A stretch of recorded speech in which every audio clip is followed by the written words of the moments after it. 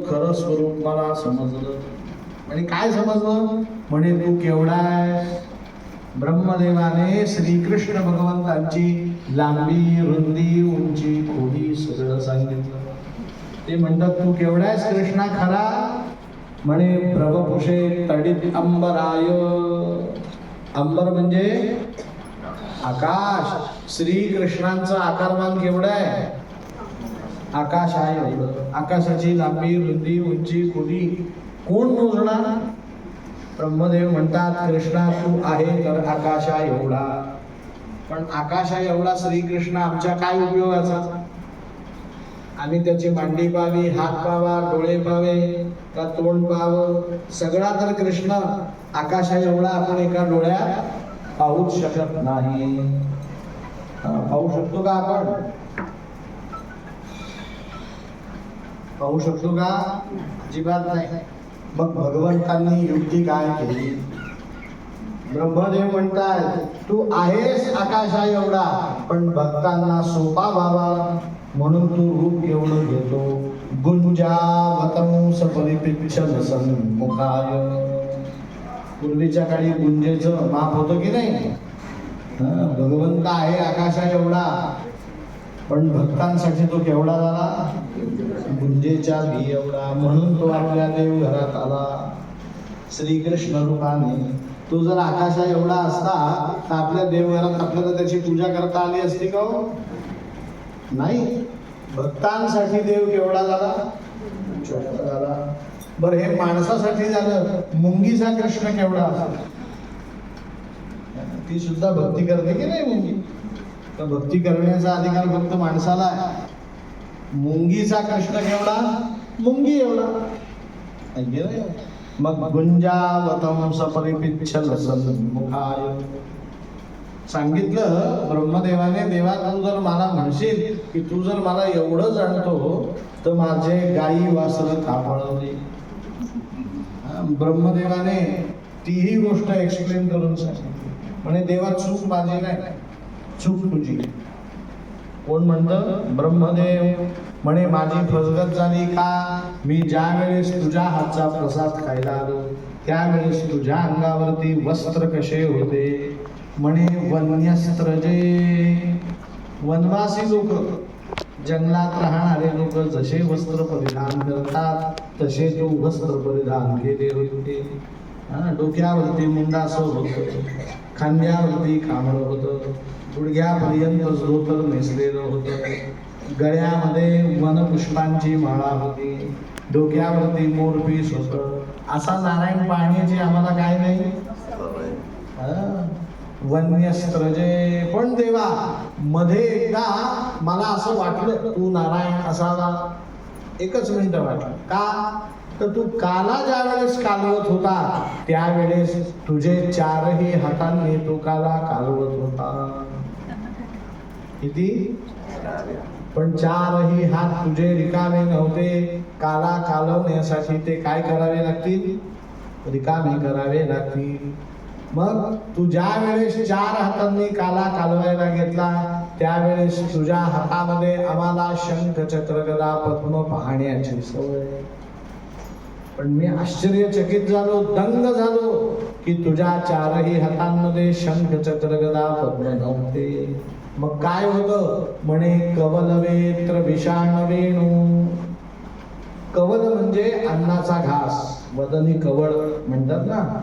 कवल वेत्र म्हणजे गायी राखण्याची काठी. विषाण म्हणजे गलोर. गलोर माहिती आहे ना. आणि चौथ्या हातात वेणू. कवल वेत्र विषाण वेणू. बासरी होती. त्यामुळे माझ्या मनातली आलेली शंका तू नारायण असावा पण मी झटकून टाकली. हा कशाला कवल वेत्र विषाण वेणू घेतलेला नारायण असेल. मी शंका झटकून टाकली. पण तुझं आत्ताही तेच रूप मला दिसतंय. काय सांगितलं त्यांनी. तुझं आत्ताही मला तेच रूप दिसतंय. पण माझ्या आत्ता लक्षात आलं तूच परब्रह्म नारायण आहेस. कशावरनं. ज्या क्षणी तुझ्या पायावरती मी डोकं ठेवलं त्यावेळेस मला जाणवलं लक्ष्मश्रिये मृदुपदे पशुपांगजाय. तुझ्या पायावरील डोकं ठेवता क्षणी मला लक्ष्मीचा स्पर्श झाला. कोणाचा? हे बटन असतात, सॉकेट असतं की नाही, लाईट गेले किंवा लाईट बंद, लाईट आहे की नाही आपल्याला माहिती नाही, वीज नाही आहे की नाही माहिती नाही. मग एका माणसाने वीज आहे की नाही पाहण्यासाठी जिथे मोबाईल चार्ज करायला लावतात त्या छिद्रात बोट घातलं आणि वीज होती. काय लागला? स्पार्क झालं का तो. ब्रह्मदेव हेच सांगतात, तुझ्या पायाला स्पर्श केल्यावरती लक्ष्मी नावाचा शॉक लागतो. लक्ष्मश्रिये, भगवंतांच्या चरणात वास कोणाचा? मोठ्याने सांगा. पण नुसत्या लक्ष्मीचा नाही, त्या लक्ष्मीचं नाव आहे कृपा लक्ष्मी. कृपा ही लक्ष्मी आहे, ती कुठे राहते? भगवंतांच्या चरणात. हे मी म्हणत नाही, कोण म्हणतो? ब्रह्मदेव म्हणतात. लक्ष्मश्रिये मृदुपदे पशुपांगजाय. दुसऱ्या श्लोकात तुमच्या आमच्या उपयोगाचं ब्रह्मदेवाने सांगितलं. ते म्हणतात, अस्यापि देव वपुषो मदनुग्रहस्य स्वेच्छामयस्य न तु भूतमयस्य गोपी नेशे महित्ववसितुं मनसान्तरेण साक्षात्मवैव किमुपात्म सुखानुभूते. तुमच्या आमच्या जिव्हाळ्याचा प्रश्न विचारला ब्रह्मदेवाने. प्रश्न विचारला नाही, उत्तरच देऊन टाकलं. माणसाला सुख दुःख का प्राप्त होतं? कुठला प्रश्न सोडवला त्याने? प्रत्येक मनुष्य म्हणतो ना, मला का दुःख, पण मला का दुःख असा प्रश्न गौण असतो. या प्रश्नामध्ये एक गोष्ट लपलेली असते. म्हणे शेजारच्या पाटीलबाई सुखी, मी का दुःखी? त्या खाऊ नये ते खातात, पिऊ नये ते पितात, बोलू नये ते बोलतात, पण त्यांचा एक मुलगा अमेरिकेला, एक मुलगा लंडनला, आणि आमचा बाळू अजून त्याला नोकरी नाही. आमच्या घरात तर किती देवदेव चालू. पाटीलबाई तर काही करत नाही, मी तर देवदेव करते, पण फळं सगळे तिला आणि मी मात्र दरिद्री. माणसाची तक्रार प्रायशः अशी असते, तो कोणाशी तरी तुलना करून सुख दुःख मोजतो. ब्रह्मदेव सांगतात की बाबा, मनुष्याला सुख प्राप्त झालं त्यालाही कारण तो स्वतः आहे, आणि दुःख प्राप्त झालं तरी त्याला कारणही तो स्वतः आहे. सुख दुःख देवावरती अवलंबून नाही. तुम्ही करत असलेल्या देवाच्या सेवेवर ती सुख दुःख अवलंबून नाही. मग सुख दुःख कशावर अवलंबून आहे?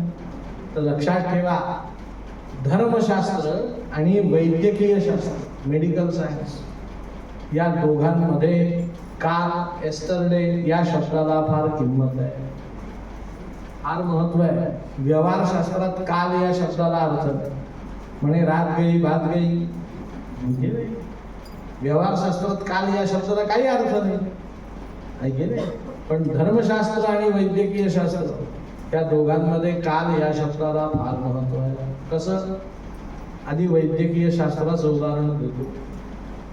माणसाची सवय अशी असते की सकाळी उठल्यानंतर तो ब्रश करतो, चहा पितो, आहे की नाही? चहा प्यायल्यानंतर तास 2 तासांनी नाश्ता करतो, पोट भरून करतो. नाश्ता झाला की दुपारी 12-1 वाजेपर्यंत जेवण करतो. जेवण झाल्यानंतर 3-4 वाजता फळं खातो. 5-6 वाजता थोडे स्नॅक्स खातो. आणि 6 वाजता त्याने एवढं सगळं खाल्लं आणि त्याचं पोट दुखायला लागलं. काय दुखायला लागलं? म्हणून तो डॉक्टरांकडे गेला आणि डॉक्टरांना सांगितलं, डॉक्टर माझं पोट दुखतंय. तर डॉक्टरांना माहिती आहे आणि सकाळी चहा प्यायलाय, नाश्ता केलाय, जेवण केलंय, फळं खाल्लेत, भजे खाल्ले असतील स्नॅक्स म्हणून, त्याच्याबरोबर चहा प्यायला असेल, हे सगळं डॉक्टरांना माहिती आहे. तरी ते विचारतात पोट दुखतंय का? काल काय खाल्लं होतं? काय विचारतात ते? पोट आज दुखतंय, याला कारण आजचं अन्न असू शकत नाही. कुठलं अन्न आहे? मग सांगितलं काल मी मिसळ पाव खाल्ली. मग बरोबर आहे, पोट दुखणार. आज खाल्लेल्या अन्नाचा परिणाम उद्या शरीरावर. कसं आहे, मनुष्य काल कर्म करतो आणि आज त्याला काय मिळत असतं, फळ मिळत असतं. हे मी म्हणत नाही, ब्रह्मदेव म्हणतात. ब्रह्मदेव म्हणतात मनुष्य कर्म करत असताना दुःख पेरून ठेवतो. काय पेरून ठेवतो? आणि ते दुःख नावाचं पीक एकदा सिद्ध झालं की माणसाकडे 1000 पटींनी दुःख येतं. तांदळाचा एक दाणा पेरल्यावर एकच दाणा मिळतो का? तो 1000 पटींनी वाढतो की नाही? तसं दुःख सुद्धा 1000 पटींनी वाढतं. आणि ते 1000 पटींनी वाढलेलं दुःख ज्या वेळेस येतं त्यावेळेस मनुष्य म्हणतो मला दुःख नको. असं नाही चालणार. काल दुःख पेरलंय तर आज दुःख भोगावं लागेल. काल सुख पेरलं असतं तर आज सुख मिळालं नसतं. म्हणजे मनुष्य कर्म करताना दुःख पेरून ठेवतो, त्याचं फळ भोगण्याची वेळ आल्यावर दुःख नाही म्हणतो. या विषयाला धर्मशास्त्रामध्ये अर्थ नाही. दुःखरूप कर्म केलं तर दुःख भोगावंच लागतं. सुखरूप कर्म केलं तर सुख भोगायला मिळतच. म्हणजे आपल्या सुखदुःखाला कारण कोण? आपण स्वतः आहोत. आपलं कर्मच आहे. मग ब्रह्मदेव असं का म्हणतात या श्लोकात की ते ब्रह्मदेव जरी असले तरी त्यांना एक क्षणभर दुःख प्राप्त झालं, कारागृहात जावं लागलं की नाही त्यांना. म्हणून त्यांनी या विषयाला हात घातल्या की मी ब्रह्मदेव जरी असलो तरी नारायणावर संशय घेतला, त्या संशयाचं मला एक क्षणभर कारागृहात जाऊन काय मिळालं? फळ मिळालं. ब्रह्मदेव असला तरी कर्माचं फळ कोणालाही टळत नाही, हे ब्रह्मदेव सांगतात. मग नारायणाने सांगितलं ब्रह्मदेवा तुझी चूक लक्षात आली ना, आता माझे वासरू आणि गोप मला परतले. पुढची कथा नंतर सांगतो. परवा मी तुम्हाला कपिल मुनींनी सांगितलं होतं आईला शिवविरींची नूतम शरण्यम. शंकर आणि ब्रह्मदेव सुद्धा नारायणाला शरण जातात. आज ब्रह्मदेवाने पायावरती डोकं ठेवलं की नाही, म्हणजे नारायणाला ब्रह्मदेव काय आहे? शरण आहेत. कपिल मुनींनी आईला आधीच सांगितलं होतं. असो, मग भगवंतांना सत्य लोकातच ब्रह्मदेवाने वासर परत केली आहे, गोपाळ परत केले. पण ब्रह्मदेवाने सांगितलं नारायणा तू वैकुंठाचा अधिपती माझ्या सत्य लोकात कशाला येशील परत? आता आलायस ना, मला तुझी पूजा करू दे. म्हणून त्या कमलासनावर नारायणाला बसवलं. सगळे ऋषीमुनी उठलेत, वेद मंत्र म्हणू लागले. कोणी भगवंतावरती उसाचा रस वाहत आहे, कोणी आंब्याचा रस वाहत आहे, कोणी दूध दही तूप मध साखरेचा अभिषेक करत आहे, कोणी फुलाचे पानं वाहत आहे, कोणी तुळशीचे पानं वाहत आहे, कोणी भगवंतावरती चांदीच्या घागरींनी पाणी होत आहे, कोणी गळ्यामध्ये पुष्पमाळा घालत आहे, कोणी पेढ्याचा, कोणी लाडवाचा, कोणी श्रीखंडाचा, कोणी गुलाबजामचा भगवंतांना काय दाखवत आहे? नैवेद्य दाखवत आहे. सगळे गोपाळ असे हात करून भगवंताकडे पाहतात. बालमित्र आहेत ना ते, बाल सखा. आणि मनाशी म्हणतात आपला कृष्ण काही निराळाच आहे, जिथे जातो तिथे स्वतःचा ठसा उमटवतो. हे पाहिले का सगळे म्हातारे लोक? ब्रह्मदेव म्हातारा, पांढरी दाढी, ऋषी मुनी पांढरी दाढी, पण आमच्या कृष्णाला किती वेळा वाकून वाकून नमस्कार करतात, किती त्याची पूजा करतात, किती त्याला नैवेद्य दाखवतात, किती त्याची पुष्पमाळा घालून सजावट करतात. पण एक गोपाळ म्हणे हे सगळं ठीक आहे, पण कृष्ण किती पेढे खातोय, किती लाडू खातोय, आपल्याला का देत नाही? एका गोपाळाने सांगितलं म्हणे त्याने देण्याची वाट कशाला पाहिजे, आपण जायचं खायला सुरुवात करायची. म्हणून सगळे गोपाळ त्या कमला सणावर चढले आणि भगवंतांच्या शेजारी कोणी बसू लागलं, कोणी पेढे खाऊ लागलं, कोणी भगवंतांच्या गळ्यातल्या माळा आपल्या गळ्यात घालू लागले. हे त्या ऋषी मुनींना सहन झालं. तुम्हाला माहितीये का की ऋषी लोक सारखा जप करतात तर हाताला कळ लागते, ती लागू नये म्हणून ते काय घेतात? कुबडी. त्या ऋषीमुनींनी कुबड्या उचलल्या आणि गोपाळांना मारायला लागले. सगळे गोपाळ धरायचे आणि खाली फेकून द्यायचे. सगळ्या गोपाळांना खाली उतरवलं. सगळ्या गोपाळांना तो काय वाटला? अपमान वाटला. पण भगवंतांना याची काहीच कल्पना नाही. ते स्नान घेत आहेत, नैवेद्य भक्षण करतायत, स्वतःची पूजा करून घेत आहेत. सगळं झालं आणि भगवंतांनी सगळ्या गोपांना, गायींना घेतलं आणि सत्य लोकात निघाले. क्षणार्धात यमुनेच्या तीरावर आले. सगळ्या गोपाळांना सांगितलं, गोपाळांनो चला आपण गायी गुरे वळू.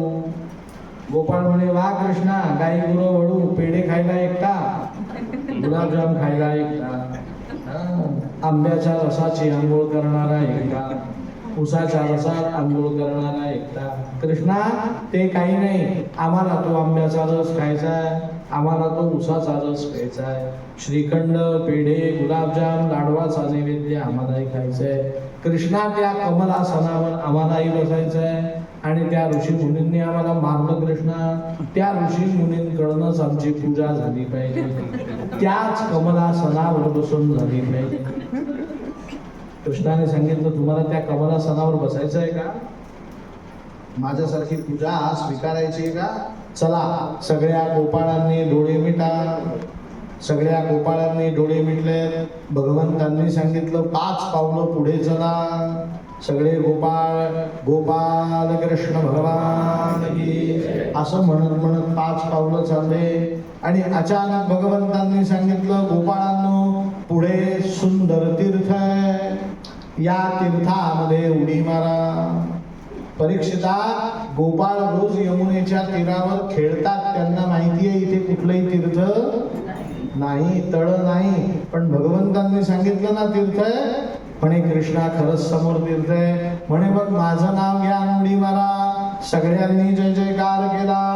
गोपाल कृष्ण भगवान की. सगळ्या गोपाळांनी तळात उड्या मारल्या. खरंच तळ आणि एका क्षणात त्या तळ्यात उडी मारता क्षणी ते सत्यलोकात जाऊन पोहोचले. सत्यलोकात भगवंतांनी ब्रह्मदेव, सर्व ऋषी मंडळ यांना सांगितलं, माझ्यासारखीच या गोपाळांची पूजा करा. सगळ्या गोपाळांना त्या कमलासनावर बसवलं. त्यांच्यावरती दुधाच्या, दह्याच्या, लोण्याच्या, तुपाच्या घागरी ओतल्या. आंब्याच्या रसाने स्नान घातलं, उसाच्या रसाने स्नान घातलं. अनेक पक्वान्नांचा नैवेद्य दाखवला. प्रत्येक गोपाळ यांच्या गळ्यात पुष्पमाळा घातली, तुळशीची माळ घातली. सगळ्यांना गंध लावलं. सगळ्या ऋषीमुनींनी गोपाळांना नमस्कार केला. कृष्णाने सांगितलं, गोपाळांनो तुमचं समाधान झालं का? म्हणे झालं. म्हणे चला कमलासनावरनं खाली उतरा. सगळे गोपाळ खाली उतरले. म्हणे डोळे मिटा. परत डोळे मिटलेत. म्हणे 5 पावलं चला. गोपाल कृष्ण भगवान 5 पावलं चाललेत. म्हणे आता परत ते तळ आलेलं आहे. सगळ्यांनी उडी मारायची. सगळ्यांनी परत कृष्णाचा जय जयकार केला. गोपाल कृष्ण भगवान. त्या तळ्यात उडी मारली आणि उडी मारता क्षणी डुबुक आवाज झाला. सगळे गोपाळ यमुनेच्या तीरावर. परीक्षिता, यमुनेच्या तीरावर असं कुठलंही तळ नव्हतं, पण भगवंतांनी गोपाळांना सत्यलोकात नेण्यासाठी, ब्रह्मलोकात नेण्यासाठी स्वसामर्थ्याने एका क्षणासाठी तीर्थ तयार केले. परीक्षिता, आजही ते तीर्थ गोकुळामध्ये अस्तित्वात आहे. आजही आहे. त्या तीर्थाचं नाव आहे ब्रह्म सरोवर. काय नाव? ज्या सरोवरातनं भगवंत गोपाळांना सत्यलोकात घेऊन गेले होते, ते तीर्थ गोवर्धन परिक्रमा करताना आजही लागतं. त्याचं खरं नाव आहे ब्रह्महृद. हृद म्हणजे तीर्थ. भगवंतांचं हृदय जिथे प्रगट झालं ते ब्रह्महृद तीर्थ. सगळ्या गोपाळांना सत्यलोकात जिथून भगवंतांनी नेले. स्वतः सारखी भगवंतांनी गोपाळांची पूजा करून घेतली. जिथून भगवंतांनी नेलन परत आणलं ते ब्रह्मसरोवर आजही गोकुळामध्ये. सगळे संत साधू आजही त्या ब्रह्महृद तीर्थावरती जाऊन रोज स्नान करतात. आपल्याला कृष्ण सवंगडी हे पद प्राप्त व्हावं म्हणून तिथे रोज काय करतात, जपजाप्य करतात. दैवयोगाने कधी तुम्ही गोकुळात वृंदावनात गेले तर हे ब्रह्मसरोवर अवश्य बघा. गोपाल कृष्ण भगवान की जय. परीक्षित राजाने भगवंतांची ही कथा ऐकली आणि विचारलं, म्हणे मला भगवंतांची सर्वोत्कृष्ट लीला सांगा. शुकमुनींनी सांगितलं, एक दिवस भगवंतांना यशोदेने घरातच लोणी चोरताना पकडलं. घरातच चोरी केली. यशोदेला ते आवडलं नाही. यशोदेने भगवंतांना उखळाला बांधलं. कुठे बांधलं? पण कसं बांधलं? बांधण्याची पद्धती सांगितली. भगवंतांना उखळाच्या समोर उभं केलं आणि दोरी हातात घेऊन उखळाच्या मागे आधी टाकली आणि ती भगवंतांच्या पोटावरती दोरीचे 2 टोकं जोडून गाठण मारू लागली. शुकमुनींनी परीक्षित राजाला प्रश्न विचारला, म्हणे सांग परीक्षिता, हा पूर्ण परब्रह्म सच्चिदानंद घन नारायण दोरीने बांधला जाईल का? नाही बांधला जाणार. पण यशोदा प्रयत्न करू लागली. पण आश्चर्य घडलं. तदपि द्वयंगुलम न्यूनम यदा दत्तबंधनम. तिने एकदा बांधून पाहिलं, बांधला गेला नाही. दोरीला दोरी लावून पाहिली, बांधलं तरी बांधला गेला नाही. तिसरी, चौथी, पाचवी हजारो दोऱ्या आणल्या, एकमेकांना जोडल्या, पण प्रत्येक वेळेस 2 बोट दोरी कमी पडायची.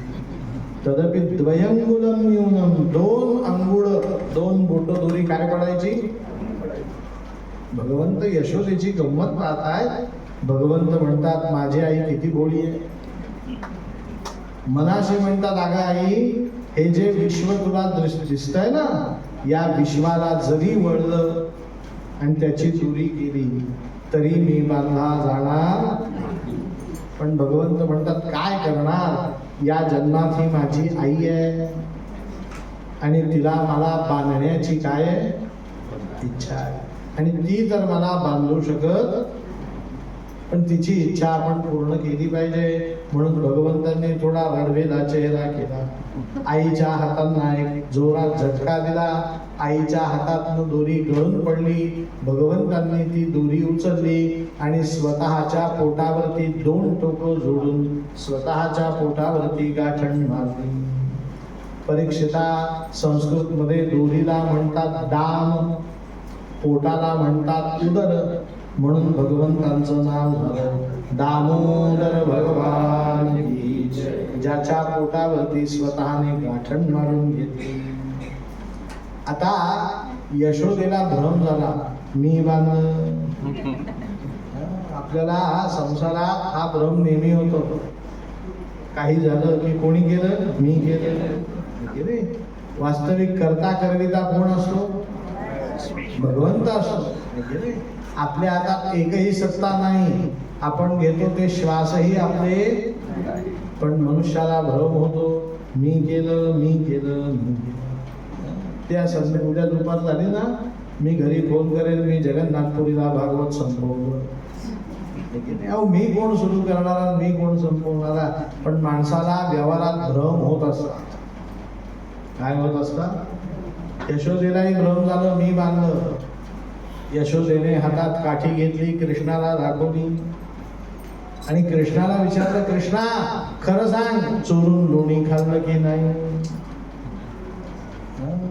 भगवंतांच्या इथे लोणी आहे, इथे लोणी आहे, इथे लोणी आहे, इथे लोणी आहे, नाकाला सुद्धा लोणी आहे. तरी भगवंत म्हणतोय, आई मी लोणी खाल्लेलं नाही. यशोदेला पुरावे सगळे दिसत आहेत, पण कृष्णाच्या वचनावर यशोदेचा विश्वास आहे. ते म्हणतं इथे लोणी दिसतंय, पण हा कृष्ण खोटं बोलणार नाही. म्हणून दोघांचा संवाद झाला. त्या संवादावरती जगप्रसिद्ध अभंग सूरदासांनी लिहिला, मैया मोरी मैं नहीं माखन. बघा, फार गोड अभंग आहे हा. भगवंत सांगतात, मैया मोरी माझी आई, मैं नहीं माखन खायो, मी लोणी खाल्लेलं नाही. पण यशोदा विचारते, हे काय? पण भगवंत सांगतात आई तेच सांगतोय, मैया मुरी मैनेही माखन खायो. तो काय म्हणतो, पहिल्यांदा म्हणतो मै नाही माखन खायो, नंतर काय म्हणतो मै नाही माखन खायो. दोन्ही बाजू बोलतो भगवंत. यशोदेला न्याय करता आला. तिने सांगितलं कृष्णा तुझ्यावर विश्वास ठेवावा का अविश्वास दाखवावा मला समजत नाही. कारण आईची भक्ती प्रेममय भक्ती ना. तिने सांगितलं तुझे वडील नंद राजा गोचारण करण्यासाठी यमुनेच्या तीरावर गेले, त्यांना यायला संध्याकाळी, ते तुझा न्याय करते, तोपर्यंत तू इथे बांधलेला राहायचं. असं सांगून यशोदा घरात निघून गेली. पण घरातल्या दास दासी गोपी त्यांना बांधलेला कृष्ण फार आवडायला लागला. कारण याने सगळ्याच गोपींना काय दिला होता, म्हणून त्या गोपी कारणाचं निमित्त करून खिडकीत यायच्या, दरवाजात यायच्या, अंगणात यायच्या. आणि भगवंताशी बोलायचं तर नाही, यशोदेने सक्त ताकीद दिलेली, याचं कोणी लाड करू नका, याच्याशी कोणी बोलू नका. याला काय द्यायची आहे. गोपींना राहवलं नाही. गोपी काहीतरी निमित्त करून खिडकीत, दरवाजात, अंगणात यायच्या. बोलायचं तर नाही, म्हणून कृष्णाला फक्त असं करायचं. भगवंतांना राहवलं नाही की या गोपी सारख्या येऊन मला काय देतात, त्रास देतात. इतक्यात यशोदेने काही गोपींना काही कामानिमित्त घराबाहेर पाठवलं. कोणाला सांगितलं भाजी घेऊन या, काहींना सांगितलं चारा घेऊन या, काहींनी सांगितलं धान्य घेऊन या, वगैरे वगैरे. या गोपी त्या वस्तू आणायला गेल्यात, पण त्या गोपी वार्ताहर बनून गेल्या. सगळ्या गोकुळात वार्ता झाली, कृष्णाला बांधलं, कृष्णाला बांधलं, कृष्णाला बांधलं. त्यामुळे ज्या गोपी यशोदेच्या घरी आल्या नव्हत्या, त्याही बांधलेला कृष्ण पाहिला कुठे आला. मग भगवंतांना स्वतःची काय बाजूला वाटू लागली, लाज वाटू लागली. म्हणून भगवंतांनी घराच्या पाठीमागे जाण्याचं ठरवलं. म्हणून भगवंत एक एक पाऊल टाकत टाकत घराच्या पाठीमागे गेले. भगवंत पुढे, उखळ मागे. उखळाला घेऊन गेले, गोपी पाठीमागे येऊ लागले. त्यांना येणं काय होतं, त्यांनी मागच्या खिडक्या उघडल्या. भगवंताला अजूनही ते नको नकोसं वाटून लागलं. मग भगवंतांनी एका वृक्षाच्या मागे लपण्याचा काय घेतला, निर्णय घेतला.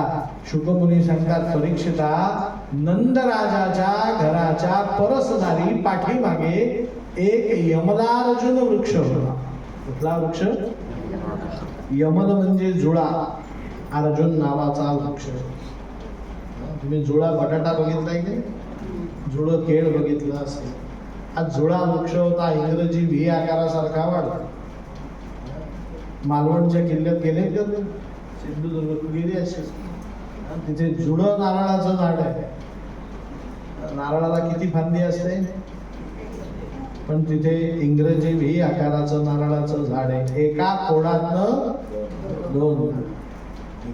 हे यमल वृक्ष असतो. कुठला वृक्ष असतो, आणि यमल वृक्ष फार रेअरली पाहायला मिळतो. पण यमल वृक्ष जर दिसला तर त्याच्या जवळ जाऊ नये, कारण त्या वृक्षावरती भूत प्रेत पिशाच असण्याचा जास्त संशय असतो. कारण तो वृक्ष शापित असतो. काय असतो, आज भगवंत त्या यमल अर्जुन वृक्षाजवळ गेले आणि जाता क्षणी भगवंतांचा नकळत पाय त्या वृक्षाला लागला. आणि आश्चर्य घडलं. भगवंतांच्या चरणाचा स्पर्श होता क्षणी तो वृक्ष उन्मळून खाली पडला. कडकड कडकड आवाज झाला आणि त्या वृक्षातून 2 गंधर्व बाहेर पडले. एका गंधर्वाचं नाव होतं नलकूबर, दुसऱ्या गंधर्वाचं नाव होतं मणिग्रीव. नलकूबर मणिग्रीव दोघही गंधर्व प्रगट झाले. पण प्रगट होता क्षणी त्यांनी तोंडात तोंड घातलं. आश्चर्यचकित झाले, भगवंताकडे पाहू लागले. आणि भगवंताकडे पाहत पाहत भावना विवशून नलकूबराने भगवंतांच्या उजव्या, मणिग्रीवाने भगवंतांच्या डाव्या पायावरती डोकं ठेवलं. आणि एका श्लोकामध्ये स्तुती केली. ते दोघ जण म्हणतात, वाणी गुणानुकथने श्रवणं कथाया हस्तस्य कर्मसु मनसः स्तव पादयोर्नः स्मृत्या शिरंस्तव जगत् प्रणामे दृष्टिस्ततास्तु दर्शनेस्तु भवत्तनूना. या श्लोकाचा तुम्हाला अर्थ नंतर सांगतो, ऐका. हे नलकुबर मणिग्रीव कोण होते? तर कथा आहे सत्ययुगातली. कुठल्या युगातली? हे दोघही जण यक्षांचा राजा कुबेर, त्याचे 2 जुळे मुलं. सत्ययुगात हे सरोवरामध्ये नग्न स्नान करत होते आणि त्या सरोवरासमोरून देवर्षी नारद जात होते. देवर्षी नारदांनी विचार केला, हे यक्ष जातीचे लोक आहेत, यांना लाज लज्जा काही नसते, पण आपल्याला लाज लज्जा आहे की नाही. म्हणून त्यांनी काय केलं, आपलं उपर्ण घेतलं आणि सरोवराच्या बाजूला असं उपर्ण करून त्यांच्याकडे न पाहता देवर्षी नारद निघाले. या 2 गंधर्वांच्या बालकांना मोठी मौज वाटली, म्हणे आपल्याला पाहून म्हातारं लाजलं. ते सरोवरात बाहेर आले. देवर्षी नारद जात आहेत, अचानक समोर येऊन उभे राहिले. देवर्षी नारदांनी सांगितलं, रे जनाची नाही मनाची तर ठेवा, पण आता माझ्या समोर असे साधू अलज्जितम शंकायाम, लज्जाने वाटका उभे राहिलेत ना, असेच इथे उभे राहा. वृक्षो भव, तुम्ही काय व्हा? वृक्ष व्हा. कलियुगाच्या अंतापर्यंत तुम्ही वृक्ष व्हा. नलकुबर मणिग्रीव दोघांच्या लक्षात आलं, आपण केवढी मोठी चूक केली. त्यांनी नारदांचे पाय धरले, उशाप मागितला. नारदांनी सांगितलं, चला पाय धरलेत ना, 1 युग कमी करतो. द्वापर युगात तुमची मुक्ती होईल. आणि कधी शब्द वापरला, हा शब्द सांगण्यासाठी मी कथा सांगितली ना. म्हणे ज्यावेळेस परब्रह्म नारायणाच्या चरणाचा तुम्हाला स्पर्श होईल, त्यावेळेस तुमचा काय होईल? आज कोणाच्या चरणाचा स्पर्श झाला? कृष्णाच्या, बालकृष्णाच्या. सांगितलं होतं नारायणाचा चरणाचा स्पर्श झाला, गोपाळ कृष्णाच्या चरणाचा स्पर्श. याचा अर्थ गोपाळ कृष्ण आणि परब्रह्म नारायण दोघं वेगळे नाही. आता हे 2 गंधर्व तोंडात बोट घालून आश्चर्यचकित होऊन काय स्तुती करतात ते सांगतात. कृष्णा, आम्ही तुझ्याबद्दल ऐकलो, वाणी गुणानुकथने श्रवणं कथायाम, अनेक कथांमध्ये तुझ्याबद्दल खूप काही ऐकलं होतं, पण कृष्णा आम्हाला ते खोटं वाटायचं. पण ते खोटं जरी वाटत असलं तरी आज आम्ही प्रत्यक्ष पाहतोय, तुझ्यासारखा सच्चिदानंद घन पुरुष या भूतलावरती नाही. आम्ही तुला शरण आलेलो आहोत. म्हणून 2ही गंधर्वांनी त्या भगवंतांच्या चरणावरती डोकं ठेवलं आणि ते वैकुंठात निघून गेले. परीक्षित राजाला शुकमुनींनी विचारलं, परीक्षिता, तुझ्या लक्षात आलं ना ते आश्चर्यचकित का झाले? परीक्षित राजाने मान डोलवली, नमस्कार केला. म्हणे, परीक्षिता, भगवंतांचं हे सर्वोत्कृष्ट ऐश्वर्य. परीक्षित राजाला ते समजलं, पण तुम्हाला समजलं नाही. या कथेत भगवंतांचं काय सांगितलंय मी थोडं समजून सांगतो, नीट ऐका. एखादा क्रिकेटमध्ये खेळाडू आऊट झाला की नाही हे बघण्यासाठी काय दाखवतात? रिप्ले. म्हणजे सारखा बॉल स्टंप जवळ नेतात, बाहेर आणतात, परत नेतात, बाहेर आणतात, 5-7 वेळा करतात, मग काय देतात? निर्णय देतात. तशी ही कथा आपण 2-3 वेळा मागे पुढे केली. उत्तर तुम्ही द्यायचे तर तुमच्या लक्षात येईल भगवंतांचं ऐश्वर्य. मला तुम्ही सांगा, नलकुबर मणिग्रीव 3 युगांसाठी काय झाले होते? वृक्ष, म्हणजे बांधले गेले होते. त्यांना आता कोणीही सोडवू शकत. आज त्यांना कोणी सोडवलं? पण नुसत्या कृष्णाने सोडवलं असं म्हणता येत नाही. बांधले या कृष्णाने, जो स्वतः उकळाला जो स्वतः बांधला होता तो दुसऱ्या बांधलेल्याला मोकळं करतो. या जगतात मला इथे बांधून ठेवलं, तुम्हाला तिथे बांधून ठेवलं, तर मी तुम्हाला सोडवू शकतो का? तुम्ही मला सोडवू शकतात का? पण भगवंत स्वतः बांधलेला असताना सुद्धा, स्वतः बंधनात असताना सुद्धा दुसऱ्याचं बंधन नष्ट करू शकतो. हे भगवंतांचं सर्वोत्कृष्ट ऐश्वर्य आहे. लक्षात आलं का? या जगतात भगवंत म्हणतात, एक तर मी कोणाकडनंच बांधला जात, पण यदा कदाचित यशोदे सारख्या परमप्रिय भक्ताने मला बांधलं, तरी त्या बांधण्याचा परिणाम बा मनुष्या तुझ्या मुक्तीवर मी होऊ देत नाही. नरेंद्र मोदींनी सांगितलं की नाही, किती युद्ध होऊ द्या, त्याचा परिणाम तुमच्या घरात गॅस सिलेंडरवर होणार नाही. इराणची काय बोलायचं, अमेरिकेची काय बोलायचं ते मी पाहिजे, तुम्ही बिंदास गॅस पाहिजे.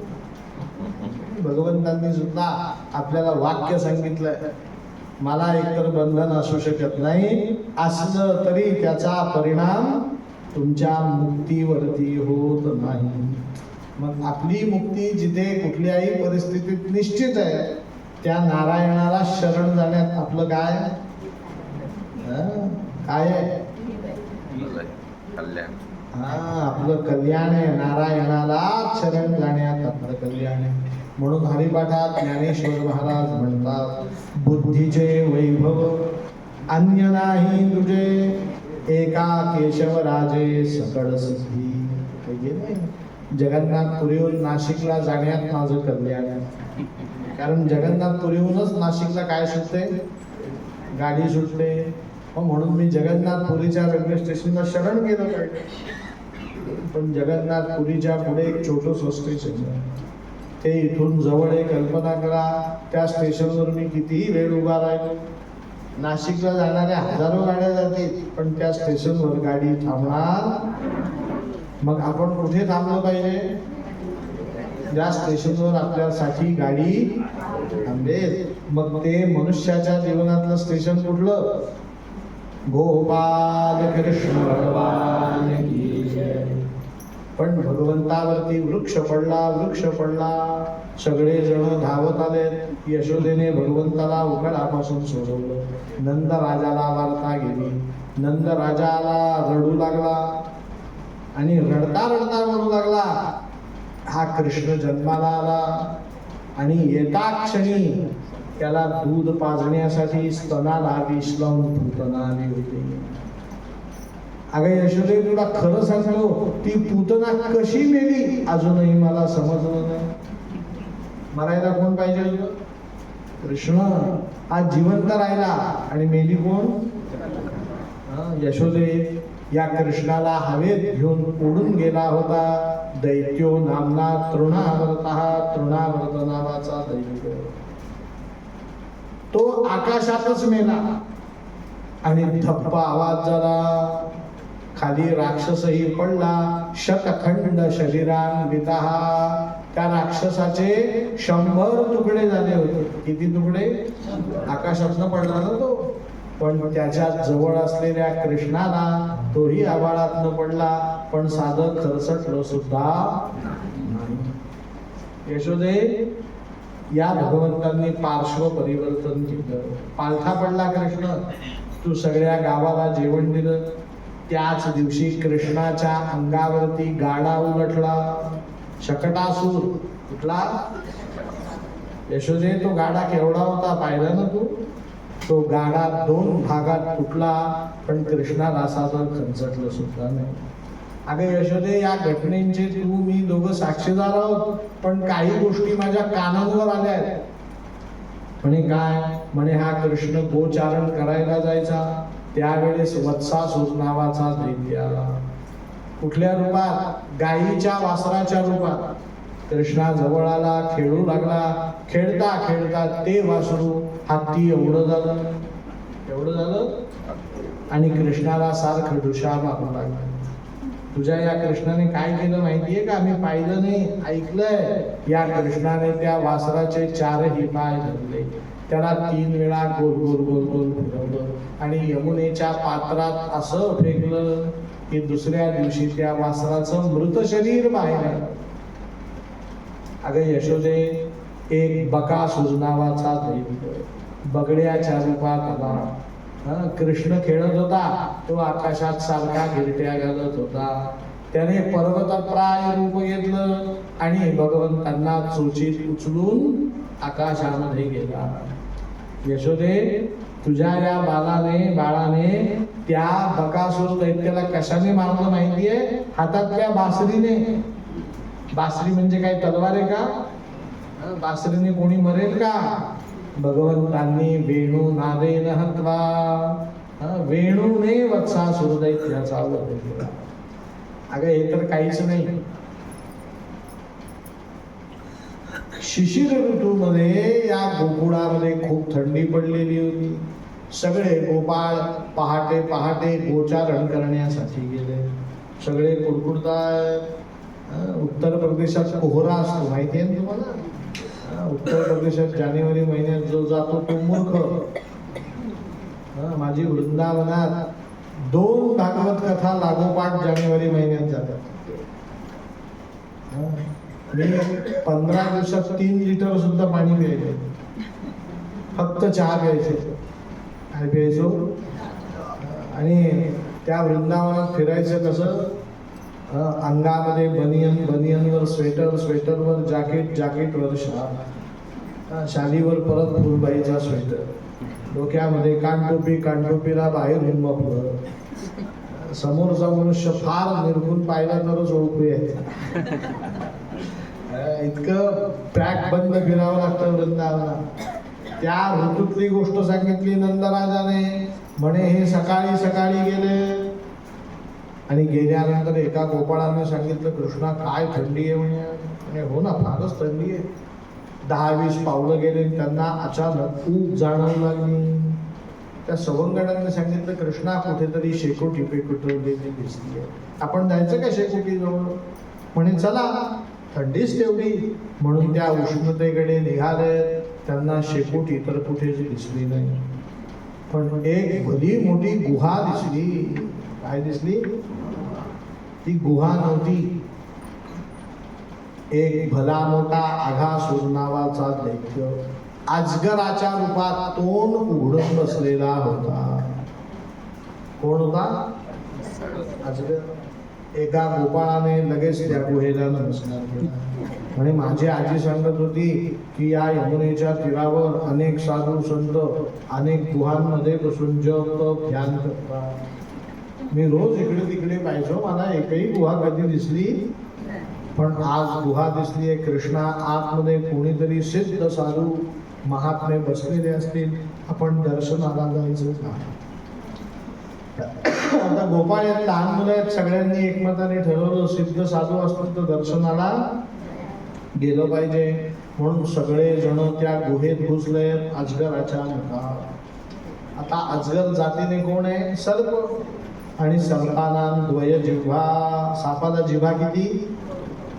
ते गोपाळ आतमध्ये गेले. त्या सर्पाची गुळगुळीत गुळगुळीत ती काय बघितली? जीभ बघितली. सगळे गोपाळ म्हणतात, म्हणे या साधू संतांची गुहा आतमध्ये किती स्वच्छ आहे, किती निर्मळ आहे. कृष्णा, यमुनाच्या तीरावर किती दगड धोरले, पण इथे बघा नुकताच कोणीतरी सडा घातलेला आहे. सगळा रस्ता एकदम चकाचक आहे, कुठे साधा खड्डा सुद्धा नाही. इतक्यात सर्पाच्या 2 जिभा झाल्या. एका गोपाळाने सांगितलं, कृष्णा, माझी आजी सांगत होती हे साधू संत खूप सिद्ध आहेत, फार महात्मे श्रेष्ठ आहेत. गुरु पौर्णिमेला यांच्याकडे खूप गर्दी होत असे. ती गर्दी सांभाळण्यासाठी येण्याचा रस्ता निराळा, जाण्याचा रस्ता निराळा. त्यावेळेसची व्यवस्था दिसतीये. येण्याचा रस्ता, जाण्याचा रस्ता निराळा. म्हणजे साधू संत कोण दिसतायत? फार मोठे दिसतायत. असं चर्चा करत करत आत गेले तर त्यांना सर्पाच्या भल्या मोठ्या दाढा दिसल्या. एका गोपाळाने तर्क लावला, म्हणे माझी आजी सांगायची की साधू संतांकडे आपलं काही बरोबर घेऊन जाऊ नये, त्यांना या लौकिक वस्तूंची गरज नसते. त्यांच्याकडे 2 हात मस्तक एवढंच घेऊन जातो. आपल्या लौकिक वस्तू संतांना आवडत नाहीत, ती टांगण्याची व्यवस्था दिसते. त्या दाढा म्हणजे खुंट्या. सगळ्यांनी आपल्या आणलेली शिदोरी त्या दाढांना लावली आणि सगळे गोपाळ आतमध्ये गेले. सरते शेवटी बलराम आला. कोणाला? आणि बलरामाने सरते शेवटी प्रवेश करता क्षणी अजगराने मुख बंद केले. सगळ्या गोपाळांचा श्वास गुदमरू लागला. सगळे गोपाळ मूर्छित पडणार, पण मूर्छित पडता पडता गोपाळांनी हाक मारली, कृष्णा कृष्णा रक्ष मां, कृष्णा माझं रक्षण कर. असं म्हणता क्षणी भगवंत सर्व प्रकार जाणते झाले आणि अजगराच्या मुखामध्ये जोरात धावू लागले. आणि धावता धावता भगवंत अजगराच्या कंठाजवळ आले आणि भगवंतांनी स्वतःचा देह अग्निमय करून टाकला. काय करून टाकला? सोन्याचा गोळा सोनाराने तापवल्यावर कसा होतो तसा देह भगवंतांचा अग्निमय झाला. अजगराला तो अग्नी सहन झाला नाही, त्याच्या कंठाला छिद्र पडलं. भगवंतांनी सगळ्या गोपाळांना अजगराच्या कंठातून बाहेर काढलं. सरते शेवटी बलरामाला सगळे गोपाळ कृष्णासमोर उभे राहिले आणि कृष्णाला म्हणून लागले, प्राणान धारयेत सुधीही. कृष्णा, तुझ्यामुळे आमचे प्राण वाचले. हे कोण सांगतंय? नंदराजा सांगतोय यशोदेला, यशोदे आज तर या कृष्णावरती वृक्ष उन्मळून खाली पडला. याचा अर्थ मी असा घेतोय, माझ्या कृष्णाला गोकुळ लाभलेलं नाही, म्हणून मी गोकुळ सोडण्याचा काय घेतोय? निर्णय घेतोय. सगळ्या गोपाळांनी सांगितलं, नंदराजा तू जर गोकुळात राहणार नसेल तर जिथे कुठे राहशील तिथे आम्ही येऊन तुझ्या बरोबर राहू. सगळ्या गोपाळांनी 1 महिनाभर जागा शोधली. यमुनेच्या ऐन तीरावरनं पैल तीरावर पाहायला गेले. परीक्षिताने विचारलं, कुठे राहू लागले? भगवंतांनी राहण्याचं ठिकाण नंदराजा मार्फत जे ठरवलं होतं तेच ठिकाण शुकमुनी परीक्षितीला सांगतात. वनम वृंदावनम नाम पशव्यम नवकाननम गोपगोपीं गवां सेव्यं पुण्याद्री त्रिदिवीरुदम. कोणचं ठिकाण? वृंदावन. भगवंतांना ते ठिकाण फार आवडलं.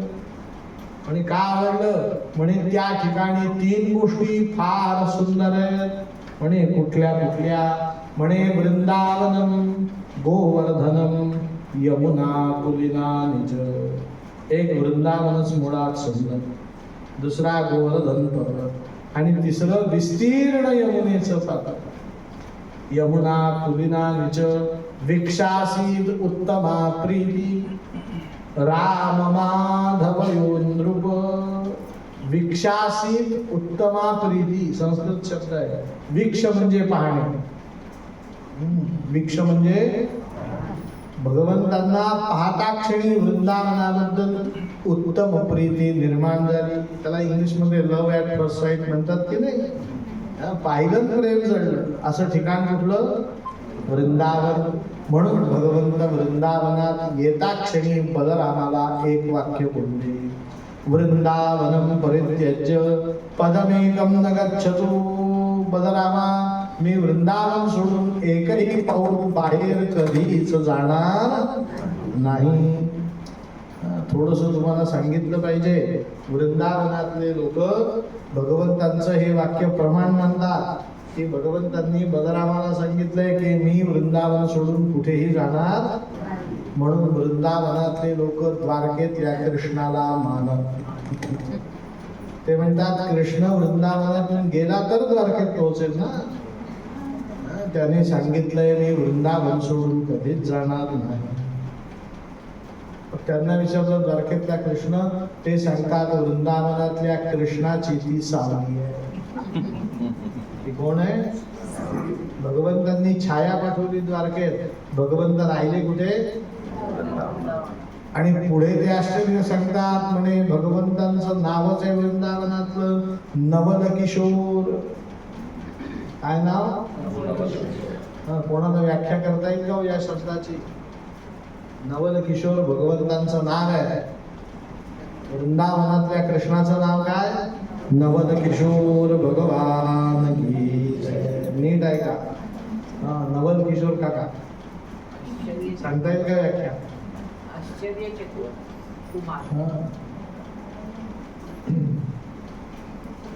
आपण 1ली ते 5वी मराठी शिकलो. आपल्याला पुस्तक होतं बालभारती. 6वी ते 10वी कुमार भारती आणि 11वी आणि 12वी होतं किशोर भारती. किशोर या शब्दाचा अर्थ आहे ज्याचं वय आहे 17 आणि 18. या 2 वर्षाच्याच 17-18 वय असणाऱ्या मुलाचं नाव काय? किशोर. नवल किशोर या शब्दाचा अर्थ आहे की माझे पंजोबा वृंदावनात गेले तरी भगवंतांची अवस्था किशोर. माझे आजोबा गेले तरी कृष्ण किशोर. माझे वडील गेले तरी कृष्ण. मी गेलो तरी कृष्ण. माझा मुलगा गेला तरी कृष्ण किशोर. नातू गेला तरी कृष्ण किशोर. पण तू गेला तरी भगवंतांच्या वृंदावनात वय वाढत नाही. भगवंत सदैव किशोर अवस्थेत राहतात. किती मोठं नवल आहे म्हणून भगवंतांचं नाव आहे नवल किशोर. भगवंतांची दाढी अजून पांढरी झालेली नाही. भगवंत आजही वृंदावनात सगळ्या गोपींची छेड करतात. तरुण आहे ना, नवल किशोर आहे. त्याची पूजा आजही नवल किशोर बालकृष्ण रूपातच वृंदावनात. 5 मिनिटं वेळ गेला तरी चालेल. या जगतातले वैष्णव संप्रदायाचे जेवढे संत आहेत ते मरण्यासाठी वृंदावनात आले. की देह ठेवायचा तर कुठे ठेवायचा?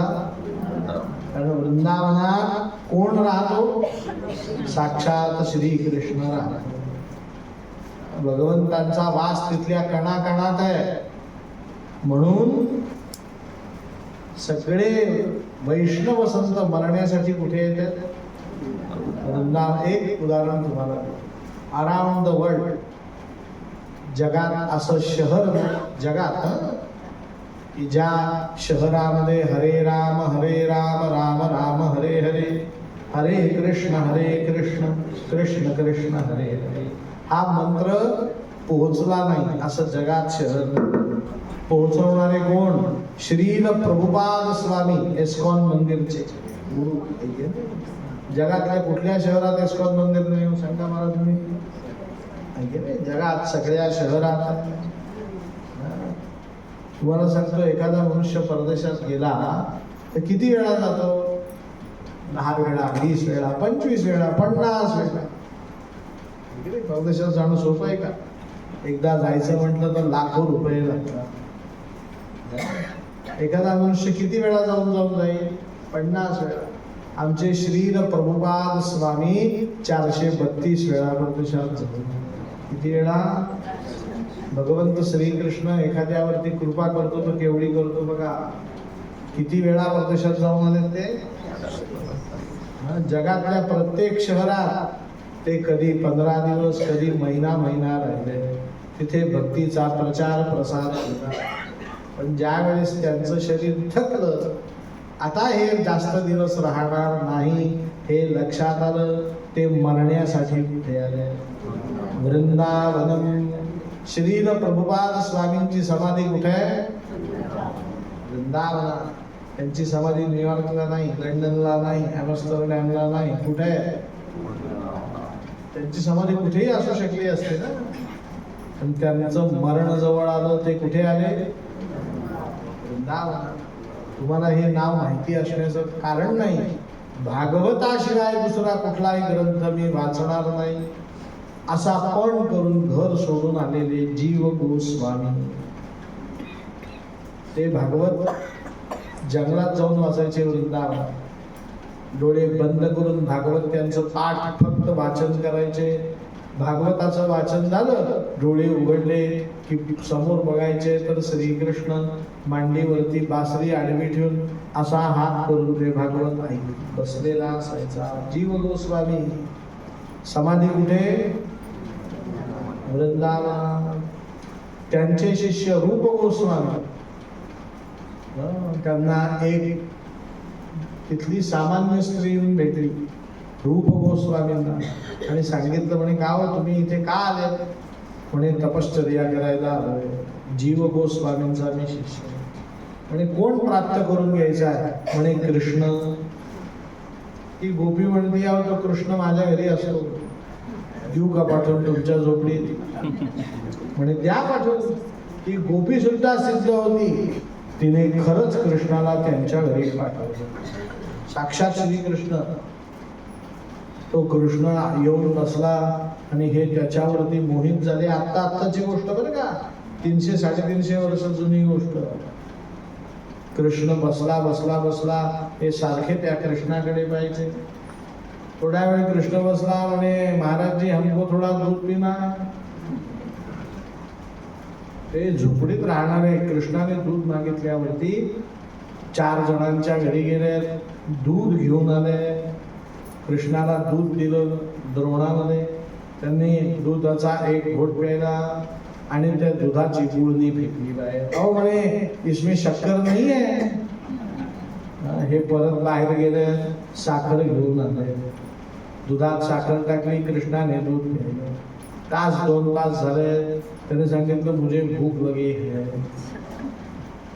क्या खाना है? म्हणे जवार की रोटी. कृष्ण म्हणतो हे बाहेर गेले, ज्वारीची भाकरी. त्या दिवशी नेमका बहुतेकांनी बाजरीच्या भाकऱ्या केल्या. याला खायची काय? यांनी सगळं गोकुळ वृंदावन शोधून ज्वारीची भाकरी आणली, कृष्णासमोर ठेवली. त्या कृष्णाने सांगितलं, म्हणे नुसती भाकरी मी कशी खाणार? म्हणे मग मला उकडलेला बटाटा मीठ घालून द्या. त्यांनी एका गोपीला सांगितलं, एक बटाटा उकडव, त्याच्यात मीठ घाल, तो कालव पुष्कर, त्याची चटणी बनवून मला द्रोणात दे. कृष्णाला आणून दिली. कृष्णाने सांगितलं थोडी मिरची असेल तर बघा. त्यांनी कृष्णाचा हात धरला आणि त्या गोपीकडे घेऊन गेले. म्हणे हा तुझा कृष्ण, तुला घेऊन जा. म्हणे का? म्हणे मी विरक्त साधू आहे, हा एक गोष्ट माझ्याकडनं जास्त मागत चाललाय. हे झालं की ते आण, ते आणलं की हे आण, हे आणलं की ते आण. हा मला संन्यासाचा संसारी करेल. मी कोण आहे? संन्यासी. कोणी माझ्या समोर अन्न ठेवलं तर खातो. हा मला लोकांच्या घरी भीक मागायला भाग काढतो. ज्यांना श्रीकृष्ण स्वतः येऊन त्यांच्याकडचं अन्न अपेक्षा करायच्या, ते रूप गोस्वामींची समाधी कुठे? वृंदावन. भारतात सगळ्यात मोठा राजवाडा कुठे आहे सांगा मला? अनेक राजवाडे आहेत. सगळ्यात मोठा राजवाडा बिकानेरचा. बिकानेर सारखा राजवाडा. त्या बिकानेरच्या राजाला मुलगा नव्हता. दैववशाने एकच मुलगी झाली, तिचं नाव मीरा. काय नाव? सगळ्या राज्याची ती कोण आता? मालकीन गेली. तिने लहानपणी बालवयात लग्न करतात राजस्थानात. जोधा अकबर पिक्चर पाहिला असेल. लग्न कधी ठरवायचे? लहानपणी. करायचे मोठेपणी, पण ठरवून. तिचं लग्न ठरवण्याचा प्रसंग आला. तिच्या वडिलांनी सांगितलं मीरे तुझं लग्न करायचं. म्हणे लग्न म्हणजे काय? म्हणे तुला एका पुरुषाला देऊन टाकायचं. म्हणे तो पुरुष कसा असेल? तर वडिलांनी आता काय सांगायचं तिला, म्हणून कृष्णाचा फोटो दाखवला. म्हणे असा असेल. तिला फार आनंद झाला. तिला तो मुलगा पाहण्याची फार इच्छा. दाखवला तिला राजकुमार, पण तो कृष्णासारखा असेल का? तिने सांगितलं म्हणे मी याच्याशी लग्न करणार नाही, मी याच्याशीच करेन. तुम्ही फोटो वेगळा मुलगा दाखवला, प्रत्यक्ष वेगळा दाखवला, हे काही जमणार नाही. वडिलांनी सांगितलं का तुला गंमत म्हणून दाखवला होता, हा श्रीकृष्ण आहे. म्हणे आता तो कोणी का असेना, मी त्याला वर दिलंय, तर लग्न कोणाशी करणार? मी आता मधली कथा सांगत नाही. तिचं लग्न ठरवलं, ती होण्याची वेळ आली, तिने घरदार सोडलं, कुठे येऊन राहिली. आता राजतेज असलेली नवतरुणी वृंदावनात आली, झोपडीत राहू लागली. टार्गट लोकांनी रात्री अपरात्री येऊन तिला त्रास देण्यासाठी तिच्या झोपडीचा दरवाजा वाजवला. ती घाबरली. तिच्या जवळ आश्रयाला फक्त एक कृष्णाची मूर्ती. त्या कृष्णाला सांगितलं, कृष्णा मी तुझ्याशी लग्न केलं मनाने, तुझ्या भरोशावर वृंदावनात आली आहे, तू माझा पती आहेस, हे लोक झोपडीचा दरवाजा वाजवत आहे, मला वाचवण्याची जबाबदारी कोणाची आहे. असं म्हणता क्षणी त्या कृष्ण मूर्तीतनं कृष्ण प्रगट झाला, मीरेचा हात धरला आणि त्या मूर्तीमध्ये विसर्जन झाला. मीराबाईची समाधी कृष्ण मूर्तीत आहे, ज्या मूर्तीचं नाव आहे बाकी बिहारी. गेलेत ना तुम्ही? जे मीरेची समाधी सुद्धा कुठे?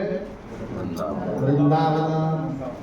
सांगण्याचा मध्यतार्थ भगवंतांचं सगळ्यात आवडीचं ठिकाण कुठलं? वनम वृंदावनम नाम पशव्यम नवकाननम गोप गोपीं गवाम सेव्यम पुण्याद्री त्रिदिवीहृदम. भगवंत वृंदावनात येता क्षणी त्यांनी मातीचं एक ढेकूळ खाल्लं. थोडीशी काय खाल्ली? एकदा क्रीडमानास्ते रामाद्या गोपदारकाः कृष्णो मृगं भक्षितवान इति मात्रे न्यवेदयन्. बलरामाने आईकडे नेलं, सांगितलं आई कृष्णाने माती खाल्ली. यशोदेने कृष्णाला आ करायला सांगितलं. भगवंतांनी आ केला. कृष्णाच्या मुखात यशोदेला माती दिसली नाही. काय दिसलं परीक्षिता? खं ब्रह्म वायु आकाशः पृथ्वी विश्वस्य धारिणी. सगळं ब्रह्मांडाचं दर्शन झालं, विश्वरूप दर्शन भगवंतांच्या मुखात. याचा अर्थ भगवंतांच्या मुखात सगळं विश्व सामावलेलं आहे. आता भगवंत वृंदावनात आले, त्यांच्या लक्षात आलं नुसतं राक्षसांना मारून पृथ्वीचा भार कमी होणार नाही. पृथ्वीवरती दोन रत्न आहेत, अन्नम जलम. आपल्याला अन्न कोण देतं? पृथ्वी. आणि पाणी कोण देतं? पृथ्वी. 4 महिने पाऊस पडतो, नदी नाले वाहतात, पृथ्वी उदरात पाणी साठवून ठेवते आणि ते 8 महिने आपण वापरतो. मग तुम्हाला कृष्ण काळातली कथा सांगतो. कृष्णाच्या काळात अन्न आणि पाणी दोघही दुर्जनांच्या ताब्यात होते. कोणाच्या ताब्यात? का बरं? तर कंस स्वतःच्या शेतात अन्न पिकवायचा, स्वतःपुरतं गरजेपुरतं अन्न धान्य घ्यायचा, उरलेलं अन्न कोठारात ठेवायचा आणि कोठारात अन्न सडून त्याची माती व्हायची. भगवंत म्हणतो अन्नाचा अपमान हा माझा अपमान. आणि पाणी दूषित केलं होतं कालीय नागाने. कोणी केलं होतं? मग भगवंतांनी काय केलं? बलरामाकडे कंसाच्या शेतीमध्ये असलेला धेनुकासूर नावाचा राक्षस, त्याचा वध केला आणि अन्न धान्याचं कोठार सर्वांना मुक्त करून दिलं. अन्नमुक्ती गेली. आणि दुसऱ्याच दिवशी भगवंतांनी कालीय डोहात उडी मारली, कालीय नागाचं दमन केलं आणि 1 प्रहर 3 तास कालीय नागाच्या फण्यावरती भगवंतांनी अभूतपूर्व नृत्य केलं. असं नृत्य केलं. शुकमुनी सांगतात, परीक्षिता सर्प फणीवर कृष्ण नाचला. या जगतात सर्पाच्या फणीवरती नाचणं सोपं आहे का? पण भगवंतांनी सर्पाच्या फणीवर नाचून सर्पाला सुद्धा वश केले. आणि सर्पाला सांगितलं, कालीय नाग तुझं मी का दमन केलं? तर ज्या वेळेस मी सृष्टी बनवली त्यावेळेस सर्प जातीला राहण्यासाठी ठिकाण दिलं होतं, रमणक द्वीप. कुठलं ठिकाण? रमणक द्वीप म्हणजे काय? जमिनीच्या खाली 18 फूट. सर्पाने कुठे राहावं? जमिनीच्या खाली 18 फूट अंतरात राहावं, ज्याला तुम्ही बीळ म्हणता. सर्पाच्या बिळात मनुष्याने जाऊ नये आणि मनुष्याच्या जागेवरती सर्पाने येऊ नये. एकमेकांच्या जागेवरती एकमेकांनी अतिक्रमण केलं तर एकमेकांच्या जीवाला काय निर्माण होतो. इथे सर्प निघाला तर आपण काय करणार, त्याला मारणारच ना. त्याला मारलं नाही तर तो आपल्याला मारेल. आणि आपण सर्पाच्या बिळात हात घातला तर सर्प म्हणतो का, आलेले जहाज का हळदी कुंकू लावून थोडी साखर घेऊन जा म्हणतो का. सर्पाकडे प्रसाद एकच, कुठला. आपण बिळात हात घालायचा नसतो आणि सर्पानेही आपल्या भूमीवर यायचं.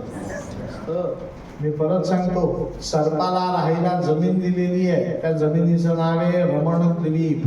काय नाव. याचं उत्तम उदाहरण महाराष्ट्रात आहे. औंढ्या नागनाथला गेलेत का तुम्ही. कोण कोण गेले हात वर करा. नागेश्वर भगवान आहे ना, नागांनी स्थापन केलेलं शिवलिंग आहे, ज्योतिर्लिंग. आजही ते जमिनीच्या आत आहे. नाही तिथे पायऱ्या उतरून जावं लागतं नागेश्वरला, माहितीये ना. हो का नाही. का मानेला त्रास झाला तुमच्या. रमण द्वीपामध्ये ज्योतिर्लिंग कुठे. नागांचं स्थापित केलेलं ज्योतिर्लिंग औंढ्या नागनाथला. कुठे. जमिनीमध्ये. जायचंय का तुम्हाला. गोपाल कृष्ण. नागाला जलमुक्ती करून आणि अन्नमुक्ती करून पृथ्वीचा भार कमी केला. आणि पृथ्वीचा भार कमी केल्यानंतर शुकमुनी सांगतात, भगवंतांनी नारदांच्या सांगण्यावरून मथुरेमध्ये जाऊन कंसाचा वध केला. कशाचा. कंसाचा. का वध केला तर प्रसंग असा घडला की कोजागिरी पौर्णिमेच्या दिवशी भगवंतांनी सगळ्या गोपींबरोबर रास लीला केली. काय केली. कधी केली. कोजागिरी पौर्णिमेला. कंसवधाची सुरुवात इथून झाली. शुकमुनी सांगतात, भगवान अपिता रात्री शरदोत्फुल्ल मल्लिका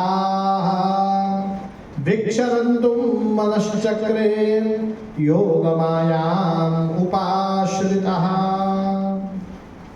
कोजागिरी पौर्णिमेच्या दिवशी भगवंतांनी चंद्र आकाशात उदय पावलेला आहे. सगळीकडे उत्तमोत्तम फुलं उमललेले आहेत. मंद सुगंधित वारा सगळीकडे पसरलाय. अशा वेळेस वेणू वाजवली. काय वाजवली. आणि वेणू वाजवता क्षणी सगळ्या गोपींच्या कानावरती वेणुनाद पडला. तो वेणुनाद कसा पडला. शुकमुनींनी वर्णन केलं. निशम्य कीर्तन तदनंगवर्धनम. तो वेणूचा नाद घरी असलेल्या गोपींच्या कानावर पडला आणि तो पडता क्षणी अनंगवर्धनम त्यांच्या शरीरावरती रोमांच निर्माण झाले. म्हणून सगळ्या गोपी रात्री 12 वाजता नटल्या थटल्या सजल्या आणि कुठे आल्या. वृंदावनामध्ये आल्या. वृंदावनातल्या निधिवनामध्ये आल्या. आणि निधिवनात येता क्षणी भगवंतांनी सगळ्या गोपींचं स्वागत केलं. भगवंत म्हणताय, स्वागतम वो महाभागा. हे गोपींनो तुमचं स्वागत असो. पण भगवंतांनी गोपींना एक प्रश्न विचारला. म्हणे, का गोपींनो मध्यरात्री एवढ्या मनांतरी एका परपुरुषाकडे यायला तुम्हाला संकोच वाटला नाही का. गोपींनी उत्तर दिलं, अर्ध बरोबर अर्ध चुकीचं. गोपी काय म्हणतायत, कृष्णा त्यात काय संकोच. आम्हाला तुझ्याशिवाय कोण आहे. हे उत्तर बरोबर आहे, खरं आहे. आपल्याशिवाय भगवंतांना, भगवंताशिवाय आपल्याला कोणी सांगा मला, कोणी नाही. पण गोपींनी पुढचं अर्ध उत्तर चुकीचं दिलं. कृष्णा तुलाही आमच्याशिवाय कोण आहे. भक्तिशास्त्रात असं कधी म्हणू. आपण भक्ती करणारे फार छोटे माणसं आहोत. भगवंतांचे अनेक उत्तमोत्तम साधक आहेत. भगवंतांना त्या गोष्टीचा अपमान वाटला म्हणून भगवंत तिथून अदृश्य झाले. अदृश्य होता क्षणी गोपींना भगवंतांचा विरह झाला. काय झाला? आणि विरह होता क्षणी सगळ्या गोपी रडू लागल्या. आणि रडता रडता भगवंताची समजूत घालताना सगळ्या गोपींनी गोपी गीत म्हणलं. काय म्हटलं? येतं का तुमच्यात कोणाला गोपी गीत म्हणता का? येतं कोणाला? आई येतं का? भगवंतांनी कुठलं गीत म्हटलं? सगळ्या गोपी म्हणतात जयते धिकम जन्मना व्रजः श्रयत इंदिरा शश्वदत्रहि दयित दृश्यतां दिक्षु तावका स्त्वयि धृता सवास्त्वां विचिन्वते. कृष्णा, तू काही श्रीकृष्ण नाही आहेस, लक्षात ठेव. तू कोण आहेस? न खलु गोपिकानंदनो भवान अखिल देहिनाम अंतरात्मदृक्. कृष्णा, तू आमच्याशिवाय कुठेही लपून राहू शकत नाही, कारण तू तर आमच्या हृदयातला अंतरात्मदृक्, अंतरात्मा तू आहेस. तू लपून लपून कुठे लपशील? आणि कृष्ण, तुला काय वाटतं तुझ्या विरहाने आम्ही मरू? अरे विष जलात ययात व्याध राक्षसा वैद्युता नलात वर्ष मारुतात. आम्हाला मरायचं असते ना, तर ज्या दिवशी गोवर्धन पर्वत तू उचलला त्याच दिवशी त्या पावसात आम्ही वाहून गेलो असतो. कालिय नागाच्या विषाने आम्ही मरून गेलो असतो. पण कृष्णा, आम्ही मेलो नाही. कारण का माहितीये का? तव कथामृतम तप्त जीवनम. तुझ्या कथेचं आम्ही अमृत पिऊन बसलोय. तव कथा अमृतम. आणि अमृत प्यायलेला मनुष्य कधीही मरत. आणि कृष्णा, तुला अजून एक वाक्य सांगते. सगळ्या गोपी म्हणतात आम्हाला काही तू वेड्या समजू नकोस, मूर्ख समजू नकोस. आम्ही वेड्यासारखी तुझी भक्ती करणाऱ्या स्त्रिया नाही. आम्ही कोण आहोत? बुध मनोज्ञया, बुद्धिवान स्त्रिया आहोत. वल्गु वाक्यया, आम्ही फालतू बोलणाऱ्या स्त्रिया नाही आहोत. आम्ही भक्तिशास्त्राशिवाय एकही शब्द मुखातून बाहेर काढत नाही. कृष्णा, लक्षात ठेव, आमच्या जीवनात तुझं स्थान फार परमोच्च आहे. आम्ही खोटे पती सोडून खऱ्या पती जवळ आलो. काय म्हणतात ते? आम्ही खोट्या पतींना सोडलं, खरा पती आमचा कोण आहे? तू आहे. कारण का? तू जगतपती आहे, तू चराचरपती आहेस. तूच जन्माला घालतो, तुझ्यापासूनच जन्माला यावं लागतं. आणि जन्म संपल्यानंतर तुझ्या चरणी विलीन व्हावं लागतं. म्हणून कृष्णा, आमच्या समोर तू प्रगट हो. भगवंतांना गोपींनी प्रगट केलं आणि भगवंत गोपींसमोर प्रगट झाला. एक गोपी आणि प्रत्येक एक गोपी समोर 6 श्रीकृष्ण प्रगट झाले. किती गोपी? किती? आणि त्या गोपी समोर कृष्ण किती? म्हणजे 100 गोपी असतील तर कृष्ण किती आहेत? 600. म्हणजे एवढे कृष्ण का प्रगट झाले? म्हणजे गोपींना शंका येते आहे की हा कृष्ण आपल्या बरोबरच खेळतोय का, बाजूच्या गोपी बरोबर सुद्धा खेळतोय. म्हणून तिने हातात टिपरी घेतली. टिपरी कशी खेळावी लागते? एकाने द्यायची असते, एकाने झेलायची असते, घ्यायची असते. मग गोपीने पुढे टिपरी दिली, भगवंतांनी पुढून धरली. इकडे दिली, इकडची झेलली, इकडे दिली, इकडची झेलली, मागे दिली, मागे झेलली, वर दिली, वरची झेलली, खाली दिली, आजूबाजू समोर मागे 4, वर खाली 5, 6. प्रत्येक गोपी समोर 6 कृष्ण उपस्थित राहिले. 6 कृष्ण एक गोपी, अशा अनेक गोपी आणि 6 कृष्ण यांचं रास मंडल तयार झालं. आणि भगवंतांची पूर्ण पूजा केली. पौर्णिमेच्या दिवशी मध्यरात्री सगळ्या गोपींबरोबर रास नृत्य केलं. कसं केलं? शुकमुनी सांगतात, कस्तुरी तिलकम ललाटपटले वक्षस्थले कौस्तुभम नासाग्रे वरमौक्तिकं करतले वेणुकरे कंकणं सर्वांगे हरिचंदनं सुललितं कंठे च मुक्तावलिः गोपस्त्री परिवेष्टितो विजयते गोपालचूडामणिः.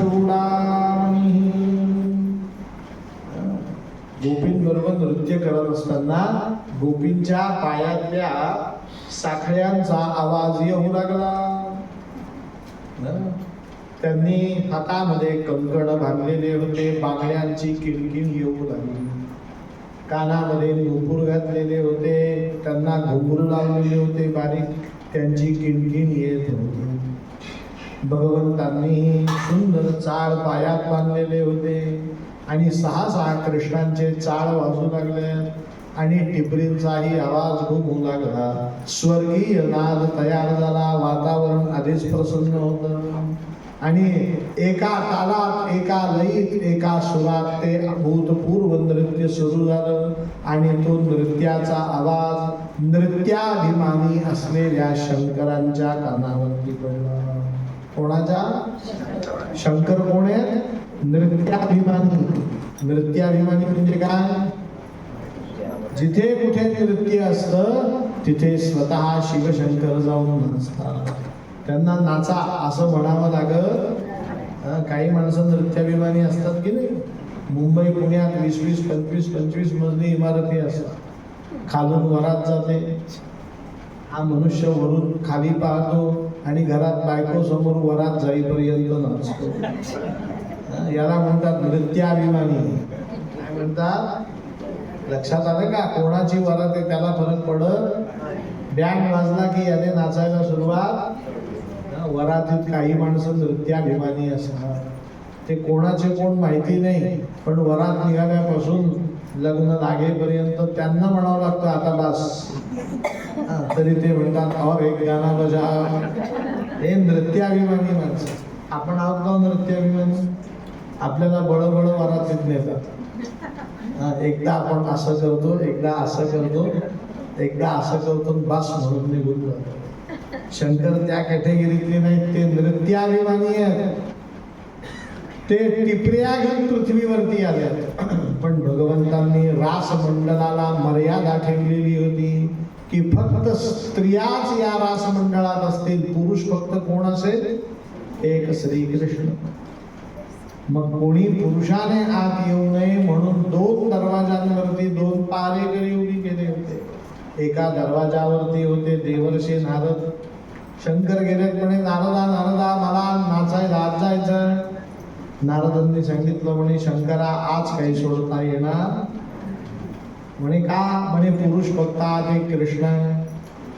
शंकरांनी विचार केला. म्हणे हा नारद फार कडक ऑफिसर आहे, नियमावर फार बोट ठेवतो.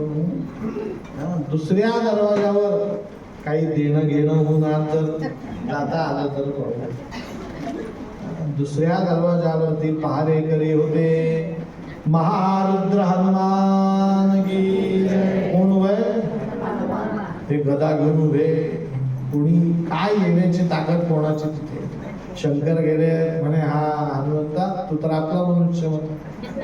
महारुद्र अवतार, तू माझाच अवतार आहे, चल बाजूला सर, मला आत सोड.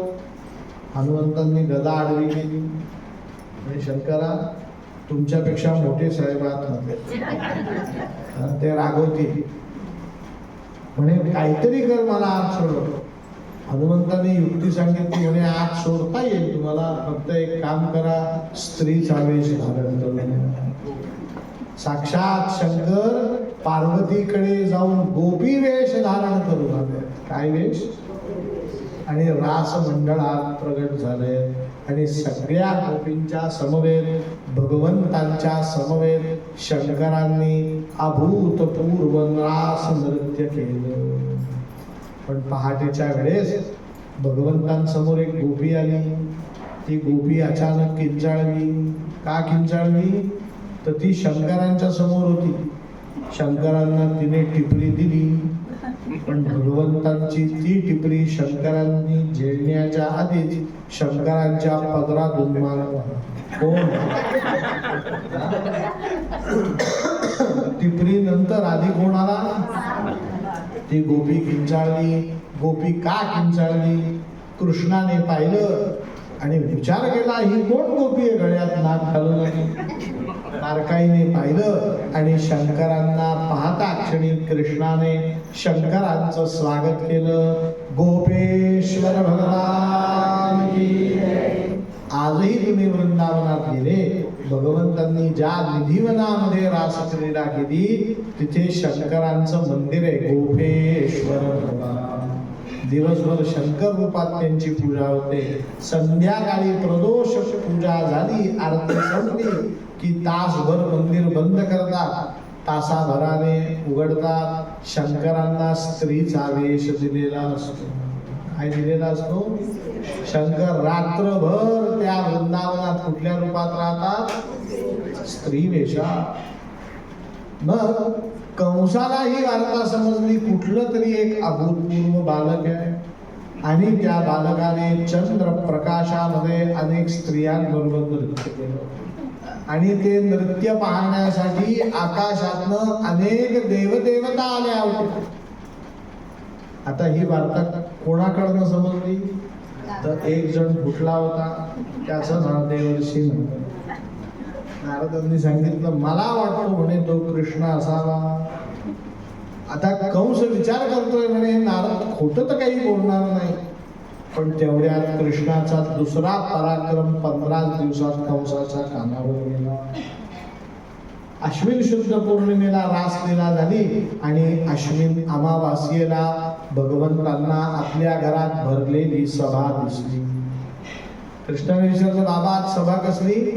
तर नंदराजाने कृष्णाला मांडीवर घेतलं आणि सांगितलं कृष्णा आषाढ श्रावण भाद्रपद अश्विन हे 4 महिने पावसाचे असतात. आज नियमानुसार अमावास्या अश्विन महिना अमावास्या आज पावसाळा संपला. आपल्या नदी नाले वाहू लागलेत की नाही, विहिरी भरल्यात की नाही, उत्तम पीक आलंय की नाही? म्हणे हो. म्हणे मग पाऊस पाडणाऱ्या इंद्राप्रती आपण कृतज्ञ असलं पाहिजे. म्हणून आपल्याला उद्या कार्तिक शुद्ध प्रतिपदेला इंद्राची काय करायची? पूजा करायची. भगवंत श्रीकृष्णांनी विचार केला. त्यांनी सांगितलं बाबा तुम्ही असं म्हणू नका इंद्र पाऊस पाडतो. लोक आळशी बनतील. त्यांना सांगा मनुष्याने निसर्गाचं रक्षण केलं तर इंद्र पाऊस पाडायला सहाय्य होत असतो. तुम्ही जर नुसतं इंद्रावर भार टाकून ठेवला तर लोक इंद्राच्या भरोशावरच राहतील, खाली निसर्गाची अपरिमित काय करतील? म्हणे मग काय करायचं कृष्णा? म्हणे आधी निसर्गाची पूजा करायला शिकवा. आज आपल्याकडे वेळ कमी आहे, मला खोलात जाऊन सांगता येत नाही, पण थोडक्यात सांगतो. सगळ्यांचीच बुद्धी व्यापक असते का हो? राष्ट्राचा विचार करणारे माणसं फार कमी असतात. याला व्यापक बुद्धी म्हणतात. काय म्हणतात? तुम्हाला 2 उदाहरण देतो. घरात गणपती बसतो की नाही आपल्या? कुठल्या महिन्यात बसतो? भाद्रपद महिन्यात गणपतीला विशेष सांगितलेलं आहे पत्री व्हाव्यात. काय व्हाव्यात? मग मनुष्य काय करतो? मुलाला सांगतोय हे 10 रुपये घे, खालून पत्री घेऊन ये. खाली पत्रीवाले बसलेले असतात, एकही पत्री नसते, खोटे पानं असतात. नाही त्या वनस्पतींचे नाही ते वाहन. आपण गणपतीला वाहतो, व्हायला हरकत नाही, पण ती खरी पत्री नसते. मग एखादा मनुष्य म्हणतो अरे ही खोटी पत्री आपण गणपतीला का वाहतो? गणपती 10 दिवस आपल्याकडे येतो, त्याला आपण खोटी पत्री वाहतो.